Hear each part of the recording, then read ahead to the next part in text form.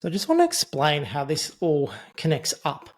And this is really taking a couple of really big concepts. So one of them is spiral dynamics, and spiral dynamics can be a little bit overwhelming, just just like that mouse movement.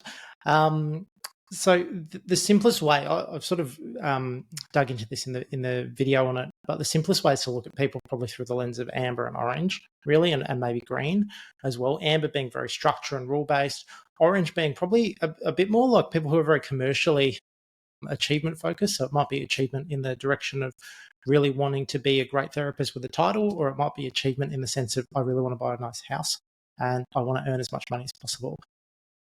And then green being probably more socially aware, arguably more mature. I used to be green, where values and family and all this sort of stuff is really important. And this is the dominant paradigms within our space. And believe it or not, like, healthcare is probably a little bit more progressive than most fields, where that green probably doesn't exist necessarily in a lot of, or it's only just coming in to corporate work and those kind of places. Then we look at motivational states. So this is what we've covered with Shine and the career anchors and how we draw this stuff together.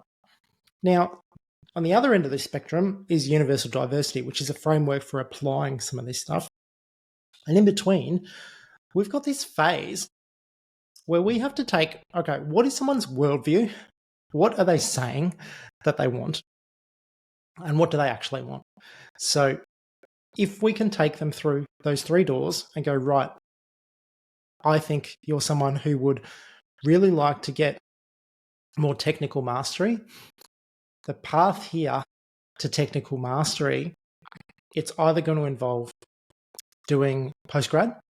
That's the obvious path to technical mastery.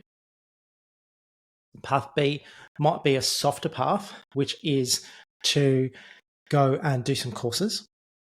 And path C is the simplest. Well, maybe this isn't for you now, but why don't you go and shadow somebody who does that skill so you can at least absorb it?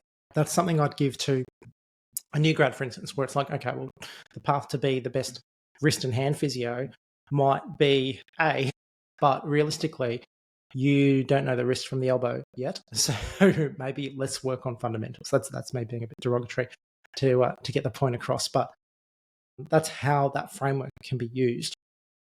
And then when we get to applying that, we go, right, let's use the principles of universal diversity to go, right, we have someone who wants work-life balance. We need to have systems in place in our practice to enable someone to work from home or to check in on team meetings and those kind of things from home if possible. And it's trying to build the entire organization to be very clear on what the paths are for people and how we can make these happen. This sounds like a bit of waffle. In principle, the idea is to create a practice or a clinic that's robust enough that people can go down whatever path they want to within the confines of the service offerings you've got at your practice, and you can find a way to deliver that. That's how you can get a really successful small business off the ground. This becomes quite hard at scale because eventually at scale you have to go, okay, well, we can't have everybody going in different directions. But within that sort of 1 to 5 million range, it's very possible to have this stuff taking off because these paths, if you get someone who's very self-motivated and very orange in dynamic and really wants career aspirations or clinic ownership, and we get to that pivotal choice point and go, well, look, you've done the technical mastery stuff and you really value service, but you want to take this to the next level. Maybe let's look at opening a new practice together. It's blowing this up into a much bigger model to be like, all right, and then what is that practice going to look like? What are the things that we need in that practice? And really exploring it out.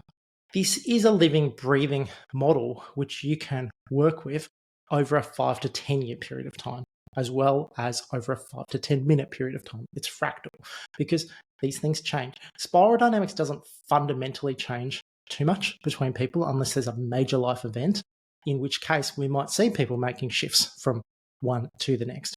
Motivation does. Absolutely changes. This could change week to week. You see a report on the news that says the housing prices are unaffordable for people under 30, and then people freak out and go, I need to buy a house straight away. and all of a sudden we're not internally aligned anymore because we've got work-life balance. And then we have to have a catch up and go, okay, let's see, do you really, really want this? We actually need to fundamentally change your roster if that's the case. And again, path A, you do more evening shifts. Path B, you pick up a weekend shift. Or path C, we do all of the above and we get you there. And again, what are the things we need to piece together to make this workable for you? Cool.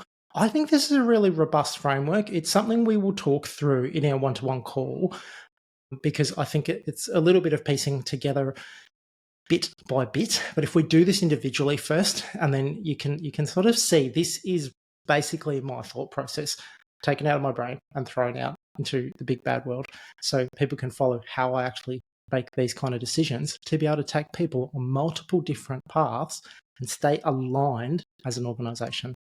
Sounds cool, huh? I think it's cool. Great. Cheers.